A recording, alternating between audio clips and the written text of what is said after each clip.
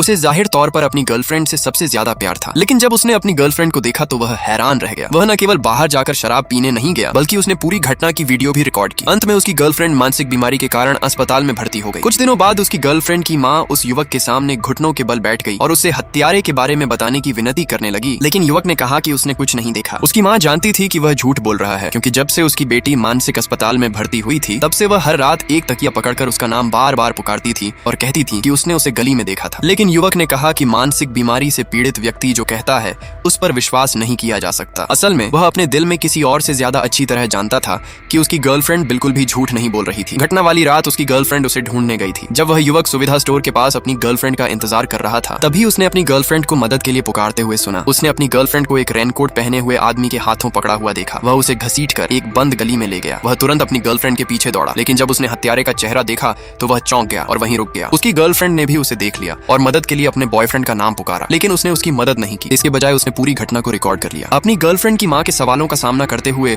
उसने कहा कि उस रात बारिश हो रही थी और वह डॉर्मेट्री से बाहर गया ही नहीं था। उसकी गर्लफ्रेंड के पिता इधर उधर टहलते रहे। उन्हें समझ नहीं आ रहा था कि श्याओ हुओ और उनकी बेटी 2 साल से साथ थे और उनकी बेटी उसके साथ इतनी अच्छी थी। जब उसने अपनी बेटी को मुसीबत में देखा तो उसने सच क्यों नहीं बताया। श्याओ हुओ को याद आया कि उसके चाचा को अभी अभी पता चला था कि उनकी बेटी की मौत हो गई है। उसे ऐसा महसूस हुआ जैसे वह किसी चीज में फंस गया हो। उस टूटने वाले पल में वह बहुत दुखी था, लेकिन फिर भी उसने मजबूरी में इनकार करना जारी रखा। उसने कहा कि उसने कुछ नहीं देखा और अगर उसने देखा होता तो पुलिस को बुलाता। उसने यह भी कहा कि वह उनके साथ अपना समय बर्बाद नहीं करना चाहता। उसकी बातों से पिता गुस्से में आ गए और उन्होंने हाथ बढ़ाकर श्याओ हुओ को पकड़ लिया, लेकिन युवक ने उन्हें धक्का देकर जमीन पर गिरा दिया। तभी उसकी गर्लफ्रेंड की सबसे अच्छी दोस्त वहां आ गई और उसने उसे डांटते हुए कहा कि वह मर्द नहीं है। उसकी